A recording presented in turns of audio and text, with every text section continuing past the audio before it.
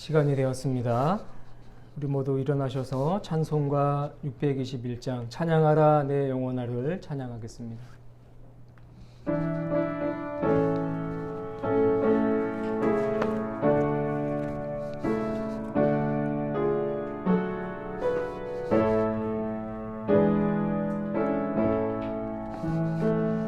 찬양하라 내 영혼아 찬양하라 내 영혼아 온 마음과 정성 다하여 주 찬양하라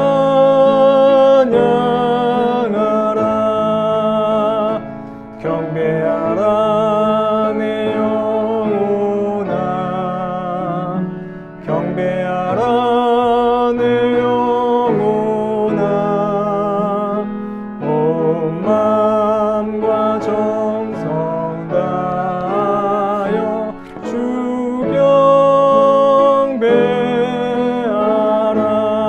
경배하라.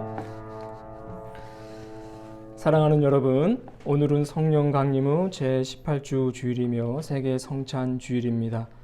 시편 19편 7절 8절 말씀을 힘입어 하나님을 예배하는 자리로 나아갑시다.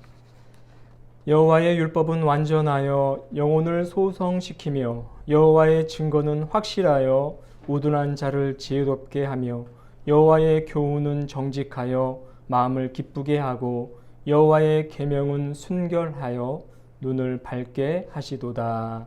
아멘. 찬송가 66장입니다. 다 감사드리세 찬양하겠습니다.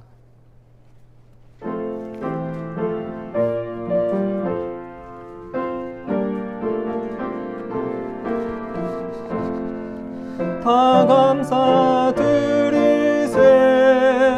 온 마음을 주께 바쳐 그 섭리 놀라워 온 세상 기뻐하네.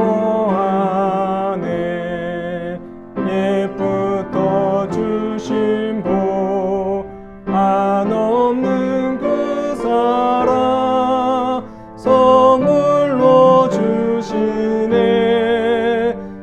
이제와 영원히 사랑의 하나님 언제나 함께 계셔 기쁨과 평화에 복 내려 주옵소서. 몸과 맘 병들 때 은혜로 지키사 이 세상 악에서 구하여 주소서. 감사와 찬송을 다 주께 드리어라. 저 높은 곳에서 다스리시는 주님 영원한 하나님 다 경배하여라. 전에도 이제도 장래도 영원히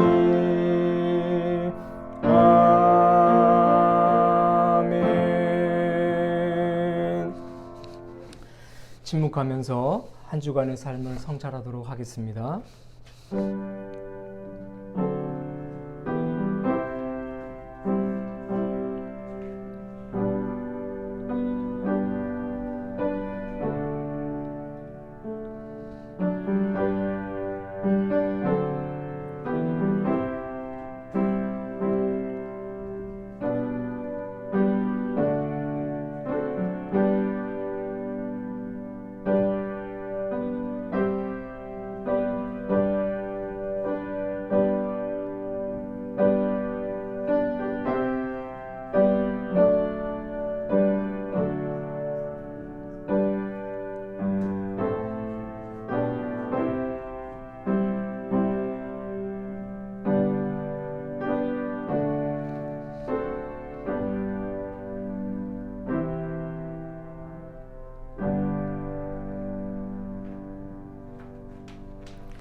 다 함께 죄의 고백을 드리겠습니다. 주님께서는 우리에게 생명의 길과 말씀과 삶으로 분명하게 보여주셨습니다. 그러나 주님, 우리는 여호와의 교훈을 기쁘게 여기기보다는 육신의 정욕과 안목의 정욕과 이생의 자랑을 기쁨으로 여기며 살아왔습니다. 완전한 주님의 말씀을 따르기보다는 불완전한 우리의 생각을 따르며 살아왔습니다. 그러는 사이 우리의 삶은 생명에서 점점 멀어졌습니다. 주님, 어리석은 우리를 불쌍히 여겨 주옵소서. 우리의 어두운 눈을 밝게 변화시켜 주셔서 우리의 허물과 주님의 발음을 분명하게 보게 하옵소서. 우리 주 예수 그리스도의 이름으로 기도합니다. 아멘. 진실한 마음으로 회개하는 자에게 우리 주님께서 주시는 위로의 말씀을 들으시기를 바랍니다. 기쁨으로 여호와를 섬기며 노래하면서 그의 앞에 나아갈지어다. 여호와가 우리 하나님이신 줄 너희는 알지어다. 그는 우리를 지으신 이요 우리는 그의 것이니 그의 백성이요 그의 기르시는 양이로다. 아멘. 시편 100편 2절에서 3절 말씀입니다. 교동문 91번입니다. 성찬 1번을 교독하겠습니다. 교동문 91번 성찬 1번입니다. 예수께서 이르시되 나는 생명의 떡이니 내게 오는 자는 결코 줄이지 아니할 터이요 나를 믿는 자는 영원히 목마르지 아니하리라. 나는 하늘에서 내려온 살아있는 떡이니 사람이 이 떡을 먹으면 영생하리라. 내가 줄 떡은 곧 세상의 생명을 위한 내 살이니라 하시니라. 내 살을 먹고 내 피를 마시는 자는 영생을 가졌고 마지막 날에 내가 그를 다시 살리리니 내 살은 참된 양식이요 내 피는 참된 음료로다. 내 살을 먹고 내 피를 마시는 자는 내 안에 거하고 나도 그의 안에 거하나니 살아계신 아버지께서 나를 보내심에 내가 아버지로 말미암아 사는 것 같이 나를 먹는 그 사람도 나로 말미암아 살리라. 새 계명을 너희에게 주노니 서로 사랑하라. 내가 너희를 사랑한 것 같이 너희도 서로 사랑하라. 너희가 서로 사랑하면 이로써 모든 사람이 너희가 내 제자인 줄 알리라. 아멘.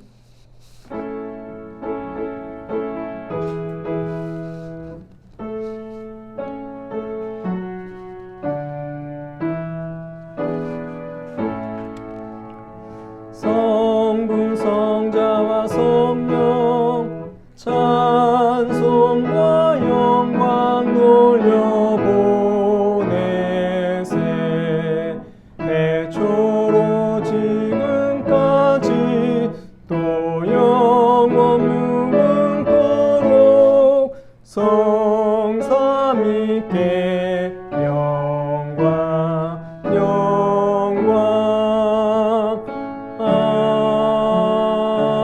아멘. 자리에 앉으시길 바랍니다. 기도하겠습니다. 사랑과 은혜가 충만하신 하나님 아버지 감사합니다. 지난 한 주간 동안도 우리의 삶을 지켜주시고 의로운 오른손으로 붙들어 주시며 생명하며 또 호흡하며 하나님 나라 바라보며 살아갈 수 있도록 도와주심을 감사합니다. 아버지 하나님께서 늘 항상 우리를 보살피시고 우리를 지켜주셨기에 우리가 지난 한 주도 건강하게 살다가 이 시간 주님 앞에 모였습니다. 우리의 삶이 온전히 주님께 의탁되는 삶이 될 수 있도록 아버지 하나님 이 시간 우리의 마음을 붙들어 주시옵소서. 이 세상 헛된 가치에 우리의 마음을 두지 않게 하여 주옵시고 아버지 하나님 나라에 우리의 마음을 두며 우리의 눈과 우리의 발걸음은 늘 주님을 향할 수 있도록 도와주시옵소서. 지난 한 주간의 삶을 되돌아보니 아버지 하나님께서 주신 은혜에 비하여 우리가 너무나 우리의 욕망만 또 채우기 위해 급급하며 살아왔음을 이 시간 다시금 고백합니다. 우리의 잘못과 허물 또 많은 실수들 주님께서 다 아시는 줄로 믿사오니 다시 한번 머리 숙여 주님께 용서를 구합니다. 주님 자비를 베풀어 주시옵소서. 회개하는 자에게 확실한 죄 사함과 주님의 은총이 있다는 사실을 다시 한번 기억하게 하여 주시옵소서. 늘 항상 하나님만을 바라보며 살길 원합니다. 주님께서 공급하시는 은혜를 사모하며 살길 원합니다. 늘 하나님 말씀에 귀를 기울이면서 그 말씀 따라 살아가는 인생 되길 원합니다.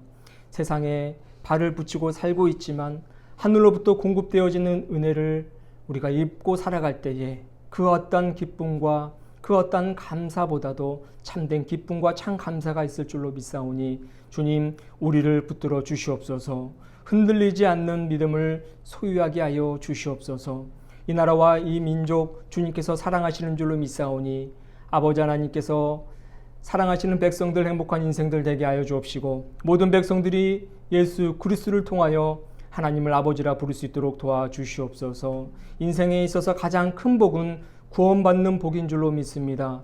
예수 그리스도를 통하여 그 복을 누릴 수 있도록 도와주옵시고 세상에 많은 즐거움을 뛰어넘는 참 기쁨과 감사가 저들의 삶 속에서도 넘쳐나게 하여 주시옵소서. 이 땅에 세워진 한국교회 하나님께서 사랑하시는 줄로 믿습니다. 그들을 든든히 세워주시옵시고 흔들리지 않게 하여 주옵시며 주님께서 맡기신 사명들을 잘 감당해 나가는 교회들 되게 하여 주시옵소서.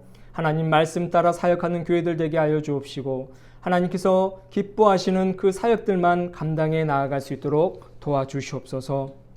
이웃들을 주께로 인도하는 그 귀한 사역 아버지 하나님 멈추지 않게 하여 주시옵시고 언제 어디서든지 늘 하나님께서 사랑하시는 그 인생들을 향하여 담대하게 복음을 선포하며 그들이 가지고 있는 많은 자원들을 통하여 그들을 구원해낼 수 있도록 역사하여 주시옵소서. 함께 가는 교회가 이 지역에 세워졌습니다. 하나님께서 뜻하신 바가 있어서 세우신 줄로 믿습니다.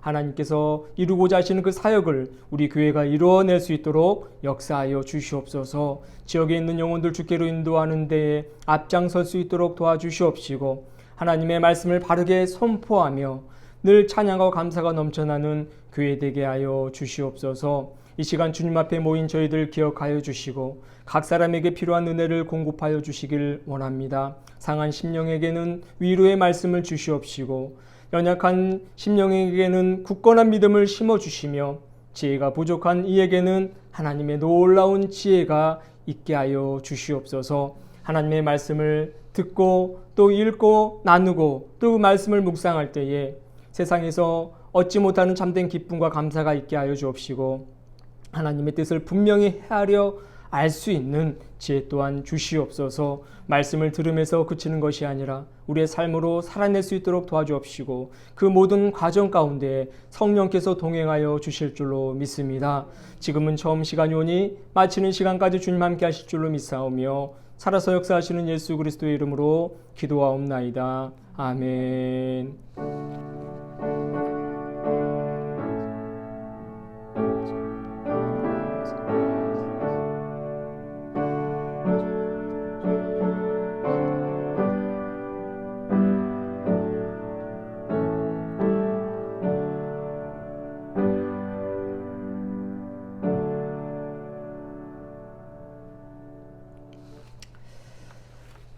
오늘의 말씀 빌립보서 1장 1절에서 2절 말씀입니다. 지난주와 같은 본문입니다. 제가 봉독하도록 하겠습니다. 그리스도 예수의 종인 나 바울과 디모데는 그리스도 예수 안에서 빌립보에 살고 있는 성도들과 감독들과 집사들 모두에게 이 편지를 씁니다. 하나님 우리 아버지와 주 예수 그리스도께서 내려주시는 은혜와 평화가 여러분에게 있기를 빕니다. 이는 살아계신 하나님의 말씀입니다. 주님을 찬양합니다.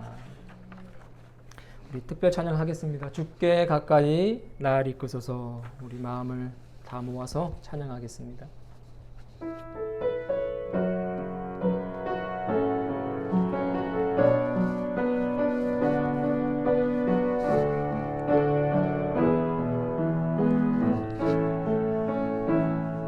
주께 가까이 날 이끄소서. 간절히 주님만을 원합니다. 채워주소서. 주의 사랑을 진정한 찬양 드릴 수 있도록 주께 가까이 날 이끄소서. 간절히 주님만을 원합니다. 채워주소서. 주의 사랑을 진정한 찬양 드릴 수 있도록 목마른 나의 영혼 주를 부르니 나의 맘 만져 주소서. 주님만을 원합니다. 더 원합니다. 나의 맘 만져 주소서. 주께 가까이 주께 가까이 날 이끄소서. 간절히 주님만을 원합니다. 채워주소서. 주의 사랑을 진정한 찬양 드릴 수 있도록 주께 가까이 날 이끄소서. 주께 가까이 날 이끄소서. 간절히 주님만을 원합니다. 채워주소서. 주의 사랑을 진정한 찬양 드릴 수 있도록 목마른 나의 영혼 주를 부르니 나의 맘 만져 주소서. 주님만을 원합니다. 더 원합니다. 나의 맘 만져 주소서. 목마른 나의 영혼 목마른 나의 영혼 주를 부르니 나의 맘 만져 주소서. 주님만을 원합니다. 더 원합니다. 나의 맘 만져 주소서. 주님만을 원합니다. 주님만을 원합니다. 더 원합니다. 나의 맘 만져 주소서. 아멘.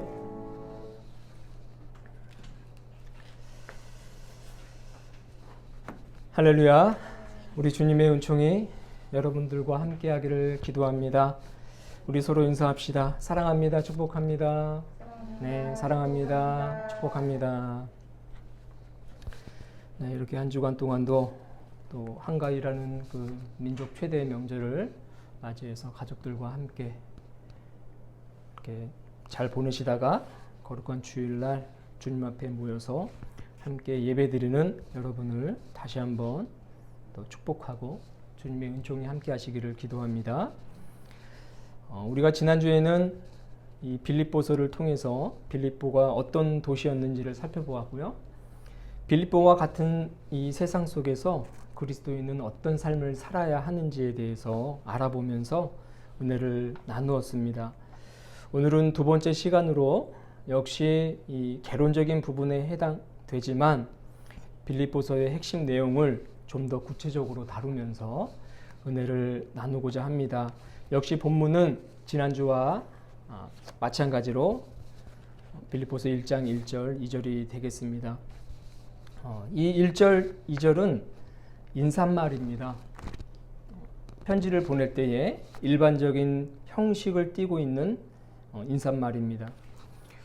누가 누구에게 편지를 보낸다 이렇게 되어 있죠. 발시는 바울과 디모데이고 수시는 이제 받는 사람들은 빌립보 성도들이라고 되어 있습니다. 그리고 바울은 2절에서 간단한 축복의 말을 덧붙이죠. 이런 편지 형식이 요즘도 우리가 사용하고 있지만 당시에는 아주 일반적인 그런 편지 형식이었습니다. 그런데 여러분 이처럼 짧은 1절과 이 2절 이 두 구절에 4장 전체의 내용이 압축되어 있습니다. 그리고 이 두 구절을 통해서 바울이 빌립보 교인들에게 하고 싶은 말, 그리고 오늘 이 시대를 살아가고 있는 우리들에게 하고 싶은 말을 다 담아서 하고 있습니다. 바울이 우리에게 하고 싶은 이야기가 세 가지가 있는데, 첫 번째는 종으로서의 삶은 어떻게 살아야 하는지 그 부분에 대해서 이야기를 하고 있고요. 또 둘째로는 그리스도 안에서의 삶, 이것은 그리스도와 동행하는 삶으로 또 해석할 수 있는데 그 삶은 어떠한 삶인지에 대해서 이야기하고 있고, 또 세 번째로는 은혜와 평강을 누리는 삶에 대해서 우리에게 이야기를 하고 있습니다. 첫 번째 종으로서의 삶은 어떠한 것인지를 우리가 한번 살펴보도록 할 텐데, 1절을 보면요, 그리스도 예수의 종 바울과 디모데는 이라고 기록하고 있죠. 바울은요 자신을 종이라고 표현하면서 이 편지를 시작하고 있어요. 여기서의 종은 헬라어로 둘로스입니다. 둘로스. 이 둘로스는 노예에 가까운 뜻입니다. 노예. 노예는 어떤 사람이죠? 자기 주권이 없는 사람입니다. 심지어 자신의 생명도 주인에게 속해 있는 사람이 노예입니다. 살고 죽는 것도 자신의 뜻대로 못하는 사람이죠. 죽이든 살리든 모든 것은 주인의 권한에 달려있는 사람이 바로 이 노예, 즉 둘로스입니다. 이 바울은 자신을 이 둘로스, 즉 노예라고 표현을 하고 있어요. 바울은 분명히 하나님을 아버지라고 부릅니다. 3절에서도 보면 2절에서도 보면 아버지, 하나님 아버지라고 이야기하지 않습니까? 하나님을 아버지라고 부르면서 동시에 자신은 종이다라는 그런 자의식을 늘 가지고 있었던 사람입니다. 하나님의 자녀이면서 동시에 종인 사람이 바로 바울인 것입니다. 바울은 자신을 생각할 때면 하나님의 자녀보다는 항상 종이라는 생각을 먼저 했던 사람인 것 같아요. 자신을 소개할 때도 늘 항상 종이라고 먼저 소개를 했고요. 그가 기록한 이 서신서를 보면 늘 항상 이 빌립보서와 같은 그런 패턴으로 자신을 소개합니다. 항상 종이라고 먼저 소개를 하는 거예요. 하나님의 자녀이지만 나는 둘로스다, 종이다 라고 그렇게 생각을 하면서 살았던 사람이 바로 바울이라는 것입니다. 둘로스가 나의 정체성이다, 이런 생각을 했던 사람입니다. 바울의 이런 생각은, 이런 자의식은요, 마치 돌아온 탕자가 자신은 아버지 집에 둘째 아들이 아닌 하인에 불과하다는 생각과 동일하다고 말할 수 있어요. 탕자가 어떤 사람입니까? 우리가 지난번에도 한번 살펴본 적이 있는데, 그는 아버지가 두 눈 뜨고 살아있음에도 불구하고 유산을 달라고 했어요. 여러분, 유산은 언제 받을 수 있는 건가요? 아버지가 돌아가시고 난 다음에 재산 상속으로 그 유산들을 받는 거지 않습니까? 그런데 살아계심에도 불구하고 아버지한테 유산을 달라고 떼를 썼던 아들이 바로 이 돌아온 탕자, 둘째 아들입니다. 아버지를 죽은 사람처럼 취급한 거죠. 없는 사람처럼. 분명히 살아계신데도 두 눈 부릅뜨고 계시는데도 이 세상에 존재하지 않는 그런 대상으로 이 둘째 아들은 생각했던 것입니다. 결국 그 아들은 유산을 받아서 집을 나갑니다. 그리고 받은 유산을 다 탕진하죠. 허랑방탕하게 그렇게 다 쓰고 결국에는 고생 하다가 먹을 것도 없어가지고 돼지가 먹는 그 밥도 열매, 주염 열매라고 하죠. 그 밥을 먹으려고 했는데 그마저도 여의치 않는 그런 상황에서 그는 이제 생각을 하게 됩니다. 아버지 집을 생각하게 된 거고, 아버지의 집으로 돌아가면 나는 살 수 있다라는 그런 생각을 하게 됐는데, 그런데 이 아들이 그나마 좀 양심이 있는 게 뭐냐면, 아버지를 없는 사람 취급하고 유산을 받아서 또 그 유산 가지고 잘 살았으면 모르겠는데 자기 쓸대로 마음대로 쓰다가 결국은 이제 죽게 되니까 이제 아버지 집으로 찾아가게 되잖아요. 그러니까 양심이 있어서 자신은 다시금 둘째 아들로서의 그런 어떤 대접을 받을 것을 기대하지 않습니다. 그래서 그는 아버지에게 종으로 써달라고 요청을 하죠. 그러나 아버지는 어때요? 그는 분명히 종이 아니라 아들입니다. 아들, 둘째 아들, 비록 집을 나갔지만 둘째 아들이 집으로 돌아오는 것을 아빠는 무엇보다도 더 기뻐하고 그를 환대하고 결국 하인이 아닌 종으로 받아들여요. 그게 당연한 거니까 아버지로서 그 아들을 아들로서 인정해 준 겁니다. 그런데 여러분, 이 둘째 아들은 자신을 하인이라고 생각했잖아요. 나는 이 집의 하인이다. 둘째 아들이 아니다. 라는 그런 생각으로 집을 들어갔단 말입니다. 변함없는 그 둘째 아들의 신분이지만 자신은 그 집에서 종으로서 내가 최선을 다하며 이제는 살겠다라는 그런 태도를 가졌단 말이에요. 그러니까 바울이 이런 탕자와 같은 심정으로 자신은 하나님을 아버지라고 부르고 하나님의 자녀이긴 하지만 그는 이 둘째 아들처럼 탕자로 살아가겠다라는 그런 마음을 가지고 있었던 것 같아요. 여러분, 그도 그럴 것이 바울이 예수님을 믿기 전에는 어땠습니까? 바울이 예수님을 믿기 전에는 이 탕자 못지않는 삶을 살지 않았습니까? 물론 그가 뭐 허랑방탕하게 살았다는 것은 아니지만 아버지의 마음을 아프게 했잖아요. 하나님 마음을 아프게 했던 그런 사람이 이 바울이라는 것입니다. 예수님을 믿는 사람들을 핍박하고 그들을 감옥에 가두고 그들을 찾아다니면서 어떻게 해서든지 처벌을 받게 하기 위해서 그렇게 앞장섰던 선봉대장이었습니다. 자신을 죄인 중에 괴수라고 표현할 정도로 탕자 못지않는 그런 인생을 살았단 말이에요.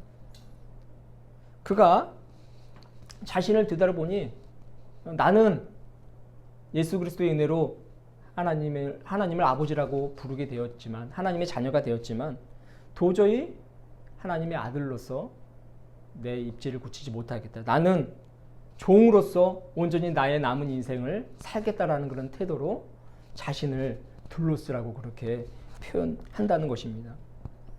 탕자처럼 종으로 나의 남은 삶을 온전히 살겠습니다라는 그런 고백을 늘 항상 그는 가지고 있었던 것입니다. 여러분, 우리들도 마찬가지인 것 같아요. 우리들도 하나님의 자녀입니다. 예수 그리스도를 통해서 양자 삼아 주셨어요. 아들 삼아 주셨고 딸 삼아 주셨습니다. 그러나 여러분, 우리의 또 다른 어떤 직분이라고 하면 직분은 우리도 온전한 종으로서의 삶을 살아야 된다는 거예요. 그리스도인은 하나님의 자녀인 동시에 둘로스로서의 어떤 삶의 책임이 있다는 것을 우리는 알아야 합니다. 물론 하나님께서는 우리를 보실 때 종으로서 보지 않으시고요, 하나님의 자녀로 보셔요. 그러나 우리는 하나님을 아버지라고 부르지만 우리의 삶의 태도는 종으로서의 삶, 둘로스로서의 그런 삶을 살아가야 할 책임이 있다는 것을 우리는 기억해야 된다는 것입니다. 여러분, 노예는요, 주인이 그의 인생을 책임진다는 사실을 우리는 알아야 해요. 종의 목숨은 주인에게 달렸지 않습니까? 죽이든 살리든 모든 것이 다 주인의 책임입니다. 우리의 목숨은 하나님께 달려 있는 거예요. 하나님께서 우리의 인생을 책임져 주신다는 것입니다. 하나님의 둘로스가 되겠다라는 것은 하나님께서 우리의 인생을 책임져 주실 것을 믿습니다라는 그런 고백이 또한 담겨져 있는 것입니다. 바울은요, 하나님의 종이 되지 않으면 세상의 종이 될 수 있다고 그렇게 이야기를 해요. 우리가 반드시 어디 한 군데는 소속이 되어 있어야 된다고 그는 나중에 이제 이야기를 하게 되는데, 그 두 가지 중에 선택을 하라면 당연히 하나님의 종이 되어야 된다고 그렇게 이야기를 하고 있습니다. 왜냐하면 여러분, 하나님의 종이 된다는 것은 우리가 멸망의 길로 가는 것이 아니라 생명의 길로 나아가는 것이고 우리가 구원의 길로 나아가는 것이기 때문에 당연히 세상과 하나님과 비교해 보면 하나님으로 갈 수밖에 없는 것이죠. 하나님의 종이 되지 못하면 여러분, 사탄의 종이 되고 세상의 종이 될 확률이 매우 많다는 것을 여러분, 우리는 기억해야 된다는 것입니다. 하나님은요, 우주 만물의 주인이 되십니다. 그 우주 만물을 동원해서 종으로 나서겠다고 결단한 우리 그리스도인들의 인생을 책임져 주신다는 거예요. 자신의 자녀들 뿐만 아니라 둘로스가 되겠다고 나선 사람들의 인생을 책임져 주신다는 사실을 여러분 기억하시길 바랍니다. 우리 감리회에 성직 과정이 있어요. 물론 다른 교단도 다 이 목사가 되기 위한 여러 과정들이 있습니다. 4년제 대학교를 졸업을 해야 되고 또 졸업하고 나서 3년의 대학원의 과정을 거쳐야 됩니다. 그리고 졸업 후에 수련목을 이제 보든지 수련목 고시를 보든지 아니면 개척을 하든지 이런 두 가지 선택을 해야 돼요. 요즘은 좀 바뀌어서 부목으로도 갈 수 있다고 하는데 어쨌든 이 두세 가지의 과정을 선택해야 됩니다. 근데 어쨌든 대학원을 졸업하게 되면 이제 3년의 준회원 과정이 있습니다. 3년의 준회원 과정이 돼요. 이제 목사가 되기 이전에 전도사의 어떤 과정이라고 보시면 되는데, 근데 그 3년의 준회원 과정이 좀 힘들어요. 왜냐하면 매년마다 시험을 봐야 됩니다. 성경 시험도 봐야 되고 감리회 신학에 대해서도 배워야 되고 뭐 여러 가지 그 정한 과목에 대해서 시험을 봐야 되고요. 또 논문을 작성해야 됩니다. 논문 매년마다. 그러니까 3번을 이 과정을 거치는 거죠. 시험을 보고 논문을 작성하고 또 그 각 해마다 이제 목사님 선배 목사님들한테 검사를 받고 시험을 통과해야 되고 또 이 사람이 과연 우리 감리교회 어떤 목사로서 자격이 있는지 자격 평가도 하고 품행 검사도 하고 이런 과정들을 다 통과해야 돼요. 정신 감정도 받아야 돼요. 적어도 이제 감리의 목사라고 한다면 이제 정신이 온전한 사람이라는 것은 증명이 된 겁니다. 그러니까 저도 정신은 온전한 사람이에요. 어쨌든 목사는 됐으니까. 그런 과정도 겪고요. 그 다음에 성격 검사도 하고 또 건강 검진도 이렇게 받습니다. 그런데 이 3년의 이런 과정들을 다 이제 겪어 가는데 이제 자격하고 또 품행 그 검사를 할 때 면접을 보는데 해마다 총 3번에 걸쳐서 이 면접을 보는데 10명의 목사님들 앞에서 한 사람 한 사람씩 이제 들어가서 면접을 봐요. 근데 여러분 들어가자마자 제일 먼저 하는 인사말이 있습니다. 이거는 모든 감리교회 어느 교회든지 어떤 연회든지 다 공통적으로 실행하는 건데 가자마자 이제 인사를 해요. 안녕하십니까? 기독교 대한감리회 중앙연회 여기가 동두천 지방 무슨 구역 무슨 교회 박대영입니다. 이렇게 이게 정해져 있어요. 이게 인사말이에요. 그러니까 안녕하십니까? 기독교 대한감리회 중앙연회 무슨 지방 무슨 구역 무슨 교회 땡땡땡 누구입니다. 이렇게 나가는데 여러분 이거를 그 면접을 보기 전부터 다 외워야 돼요. 그러니까 맨 처음 이 면접을 보는 이제 1년급이나 이런 사람들은 얼마나 그 긴장하고 어떻게 해야 되는 건지 모를 거 아닙니까? 그래서 막 밖에서 외운단 말이에요. 사람들이 다 외워요. 거기 막 100명 가까운 사람들이 다 모여 있는데 다 외웁니다. 근데 막상 외우고서 문 열고 딱 들어가면 10명의 목사님들이 앞에 쫙 앉아 있고 의자만 하나하나 덩그러니 놓여 있는 거예요. 그러니까 문 열고 막 가자마자 인사를 해야 되니까 문 열자마자 그 머릿속에 아무 생각도 안 들립니다. 안 납니다. 그래서 막 원래 기독교 대한 감리회를 해야 되는데 뭐 중앙연회가 먼저 나오고 뭐 교회 이름이 먼저 나오고 맨 마지막에 뭐 대한감리회라고 막 이렇게 이야기하는 사람들도 있어요. 그러니까 이런 과정들을 겪어 나가요. 왜 이런 과정들을 겪냐? 이거 참 불필요한 거 아니야? 괜히 권위를 내세우기 위한 것이 아닌가? 기죽이려고 하는 거 아닌가? 이런 막 생각들도 막 들고 그러는데 이런 과정을 겪다 보니까 분명하게 드는 생각은 내가 어느 소속에 있는가를 확실히 이제 기억하기 위함이더라고요. 우리는 기독교 대한감리회 소속이고 당신들은 이 감리회 소속으로 목회자가 되겠다고 나선 사람들이다. 감리회에서 정하는 그 규칙과 그 제도 안에서 여러분들이 목회를 잘 해 나가면 여러분의 앞길은 이 감리교단에서 책임진다라는 그런 일종의 그 암암리의 그런 어떤 의식들이 이 안에 깔려 있다라는 거거든요. 그러니까 교단이 이 목회자를 책임지겠다는 어떤 승인의 과정이라는 거예요. 그래서 이게 참 처음에는 불필요하게 여겼는데 지금 와서 생각해 보니까 반드시 했어야 되는 그런 과정이구나라는 그런 생각이 들었어요. 그러니까 마찬가지라는 것입니다. 우리는 하나님께서 책임져 주신다는 거예요. 우리 그리스도인들은 하늘나라 시민이기 때문에 하나님의 자녀이기 때문에 또 하나님의 둘로스가 되겠다고 나선 사람들이기 때문에 하나님께서 우리의 인생을 책임져 주신다는 겁니다. 그러니까 우리의 소속이 분명 하나님께 있음을 우리가 인지하고 그것을 잊지 않고 꼭 살아가게 하기 위한 어떤 일종의 그런 승인 과정으로서 바울은 우리에게 그 모습을 보여주고 있다는 것입니다.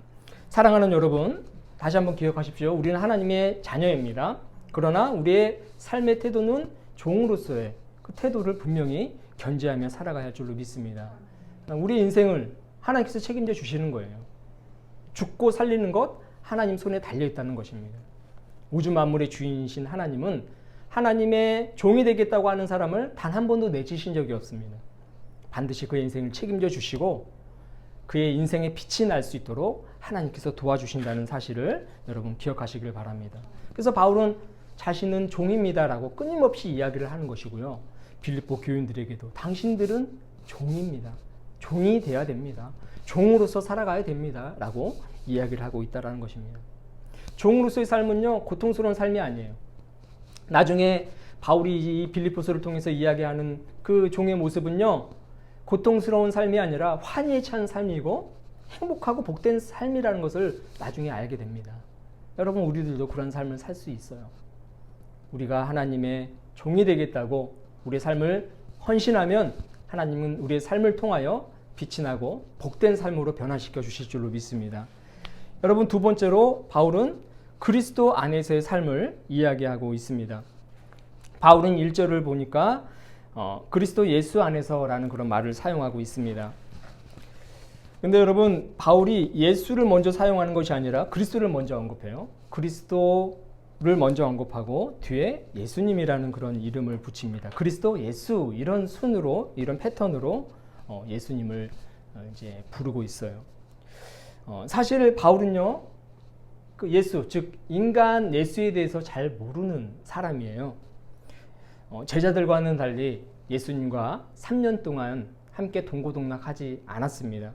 공생의 과정을 함께 보내지 않았던 그런 어떤 사람이 바로 바울입니다.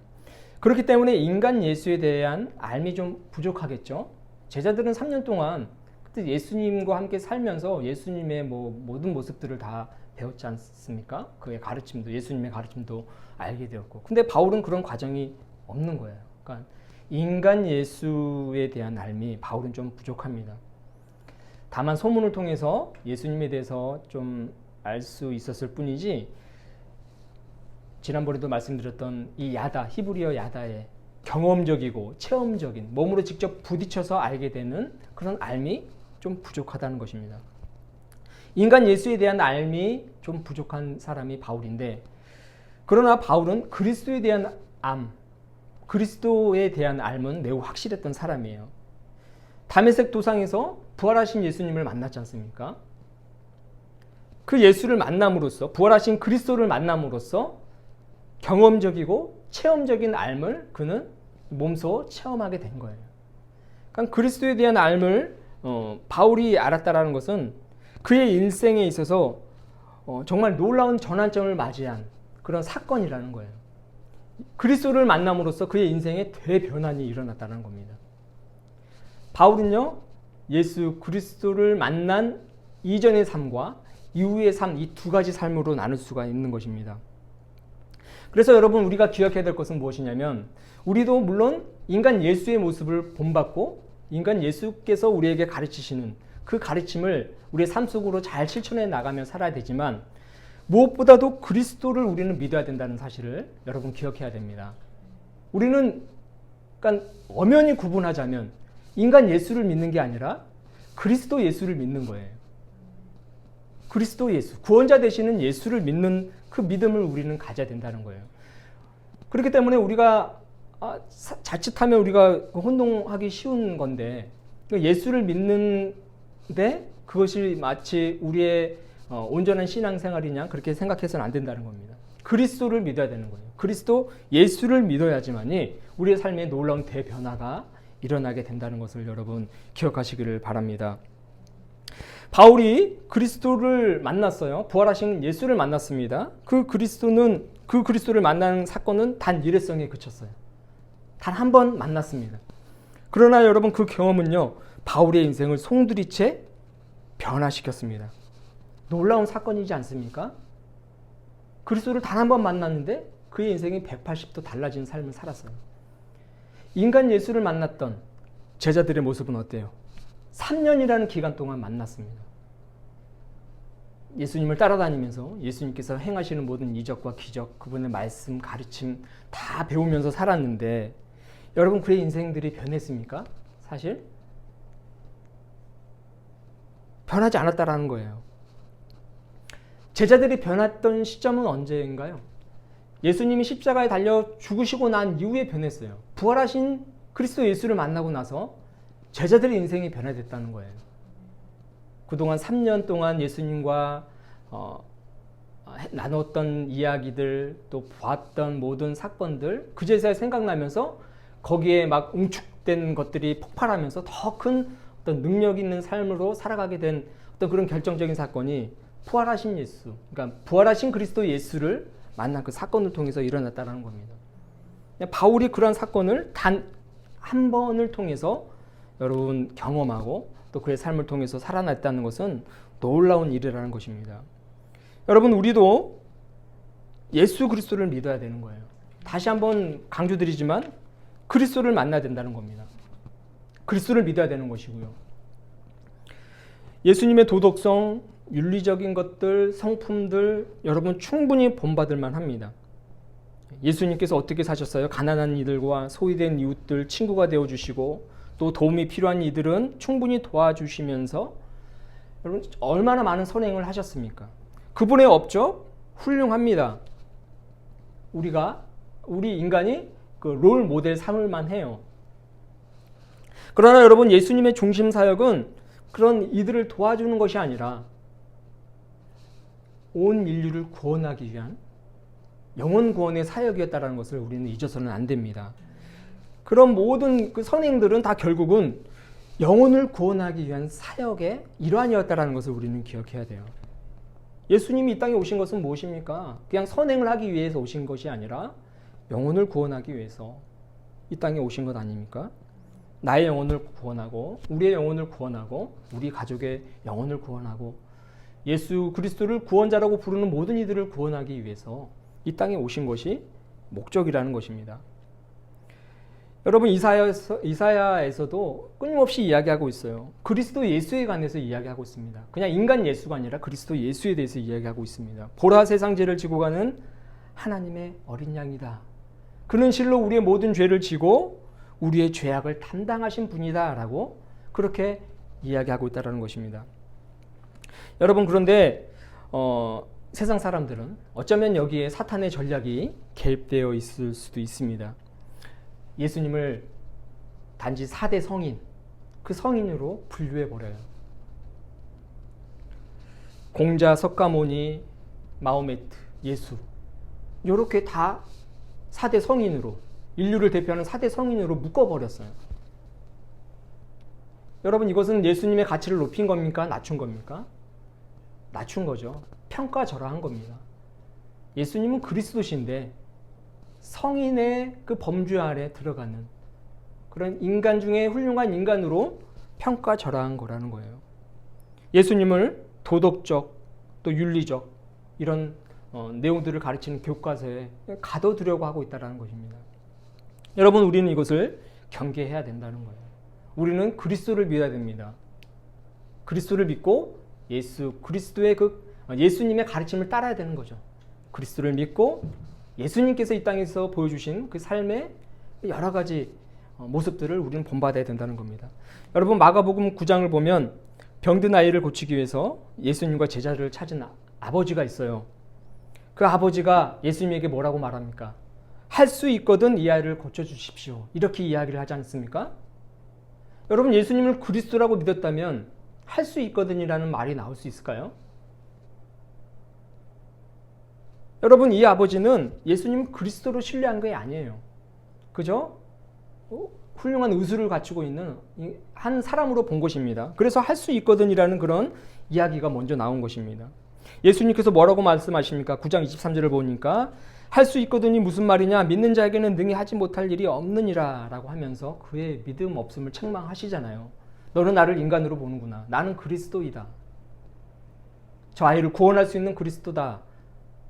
할 수 있거든이 무엇이냐? 나를 그리스도로 믿게 되면 저 아이가 고침받게 될 거다. 이런 말씀을 하신 겁니다. 여러분, 그리스도는 믿음의 대상이에요.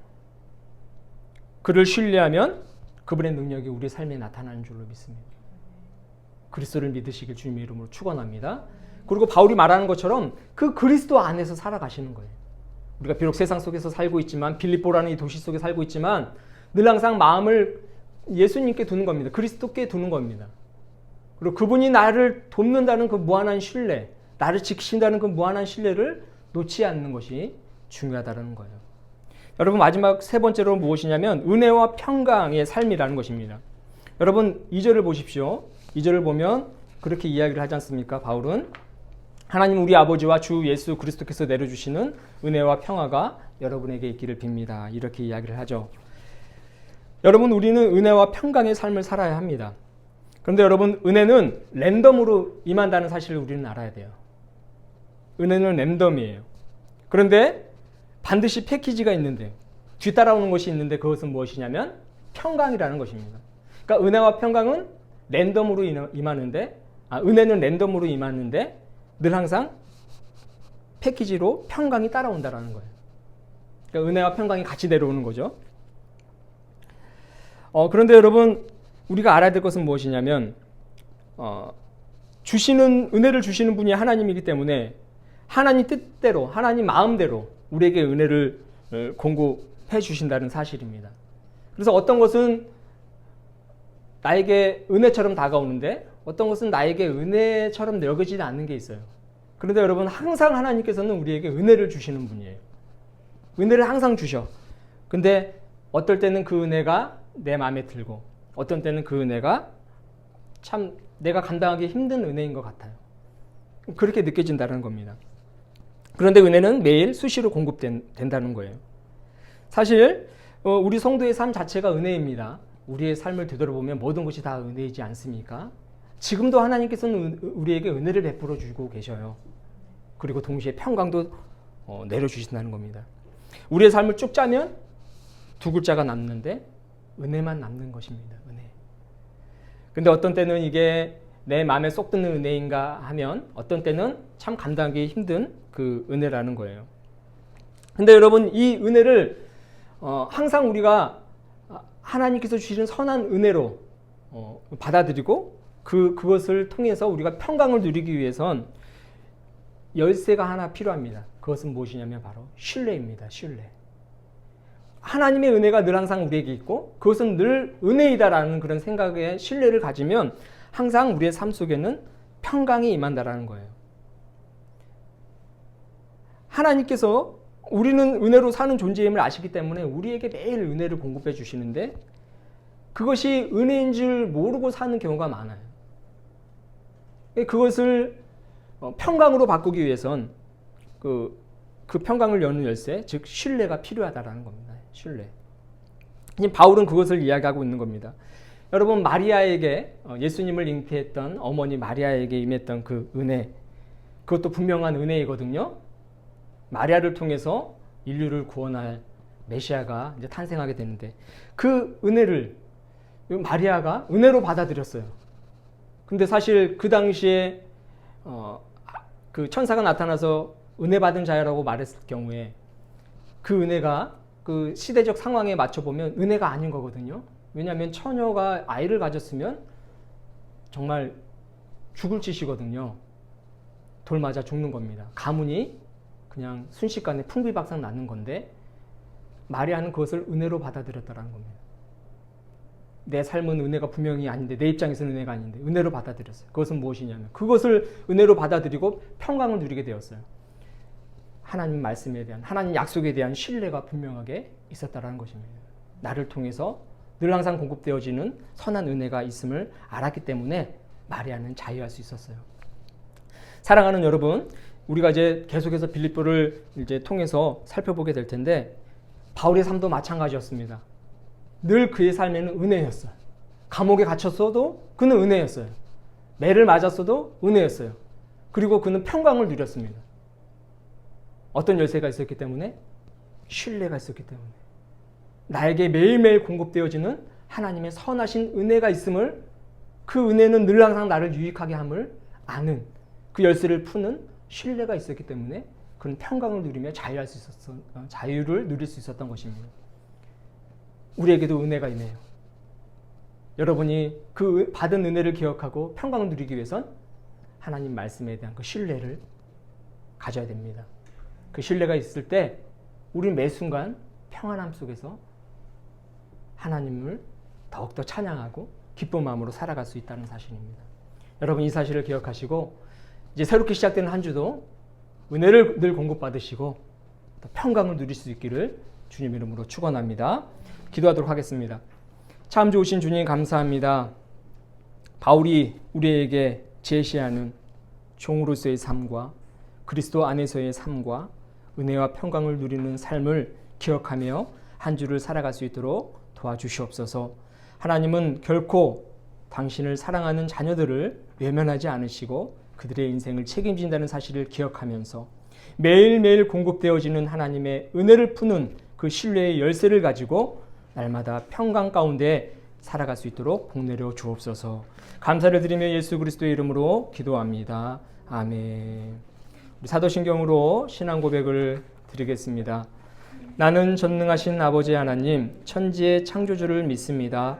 나는 그의 유일하신 아들, 우리 주 예수 그리스도를 믿습니다. 그는 성령으로 잉태되어 동정녀 마리아에게서 나시고 본디오 빌라도에게 고난을 받아 십자가에 못 박혀 죽으시고 장세된 지 사흘 만에 죽은 자 가운데서 다시 살아나셨으며 하늘에 오르시어 전능하신 아버지 하나님 우편에 앉아 계시다가 거기로부터 살아있는 자와 죽은 자를 심판하러 오십니다. 나는 성령을 믿으며 거룩한 공교회와 성도의 교제와 죄를 용서받는 것과 몸의 부활과 영생을 믿습니다. 아멘. 찬송가 50장 1절 부르시면서 준비하신 예물 봉헌하겠습니다.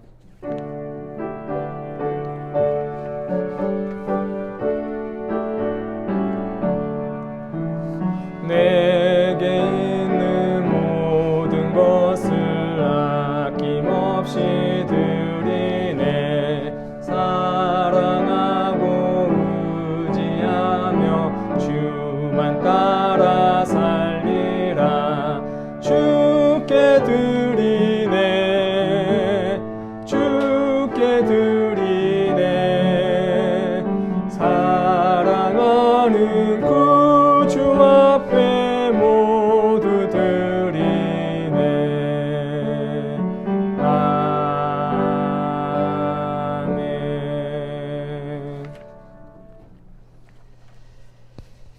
드려진 예물 위해서 우리 기도하도록 하겠습니다. 주님 감사합니다. 우리에게 베푸신 그 은혜 기억하며 이 예물을 드립니다. 더불어 우리의 시간과 우리의 삶과 생명 또한 드립니다. 이 예물이 하나님 나라를 확장하는 귀한 도구가 되게 하여 주시옵소서. 굶주린 자에겐 빵이 되게 하시고 헐벗은 자에겐 의복이 되게 하시며 필요한 곳곳에 사용되어지는 하나님의 손길이 되게 하여 주시옵소서. 늘 항상 우리와 함께 하시는 그 하나님의 은혜를 기억하며 그 은혜를 늘 아버지 하나님께서 주신다는 그 사실을 기억하고 평강을 누릴 수 있도록 복내려 주시옵소서. 교회를 기억하고 돕는 손길들 하나님께서 늘 항상 함께 하시기를 원합니다. 가정에 평안을 더하여 주옵시고 그 가정에 주님께서 주인이 되어 주시며 모든 대소사를 주님께 맡기며 참된 은혜를 경험하며 살아가게 하여 주옵소서. 하늘로부터 공급되어지는 신령한 복을 인하여 기뻐하게 하시고 더불어 물질적인 복도 함께 누려서 이웃들과 나눌 수 있는 아름다운 가정들 되게 하여 주시옵소서. 주님만이 우리의 참된 생명이고 진리가 되고 우리의 삶의 길이 된다는 사실을 기억하며 한 주간 동안도 살아가겠습니다. 주님 도와주시옵소서. 성령 충만하게 하시고 늘 말씀 기억하면서 주님 안에서 자유함을 누리며 살게 하여 주시옵소서. 모든 것을 감사드리며 살아서 역사하시는 예수 그리스도의 이름으로 봉헌하며 기도합니다. 아멘. 교회 소식을 전하겠습니다. 오늘은 성령 강림 후 제18주이고 세계 성찬 주일 그리고 군선교 농촌 선교 주일입니다. 성만찬 원래 드려야 되는데 코로나19 때문에 코로나가 이제 끝나면 다시금 이제 재개하도록 하겠습니다. 수요 예배 시편 92편을 묵상하도록 하겠고요. 땅 생명 청지기 모임 주중에 부담 갖지 마시고 자유롭게 활동하시면 되겠습니다. 매일 중보기도 기억해 주시고요.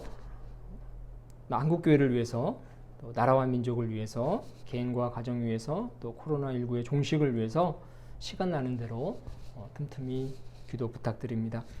우리 자리에서 일어나시면서 평화 인사 한번 나누겠습니다. 주님의 평화가 당신과 함께, 주님의 평화가 당신과 함께. 우리 파송의 말씀과 파송의 노래의 1절과 4절, 2절 부르고 축도로 예배를 마치도록 하겠습니다. 사랑하는 여러분, 우리는 하늘나라의 시민입니다. 천국 백성답게 살아갑시다. 주님 안에서 주 뜻대로 살겠습니다. 아멘.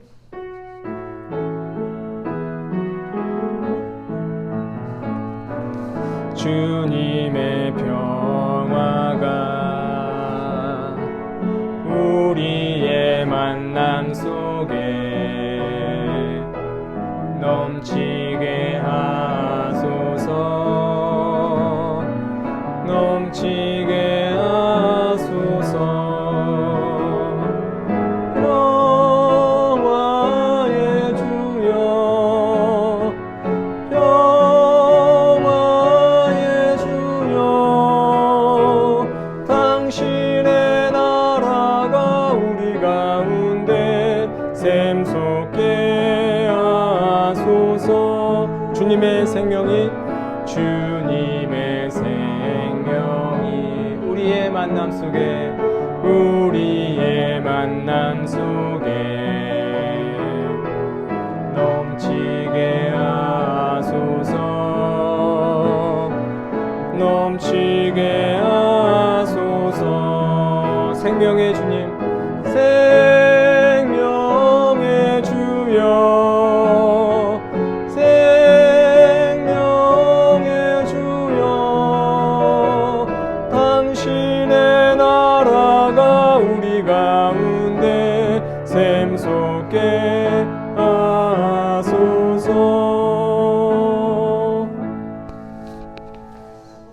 이제는 우리 주 예수 그리스도의 구속의 은혜와 하나님 아버지의 놀라우신 사랑하심과 성령님의 감화감동 위로 역사하심이 하나님의 종으로서 그리스도 안에서 은혜와 평강을 누리며 살고자 다짐하는 교우들의 머리 위에, 가정 위에, 직장과 만나는 이웃들 위에 이제부터 영원토록 함께 하시기를 간절히 축원하옵나이다.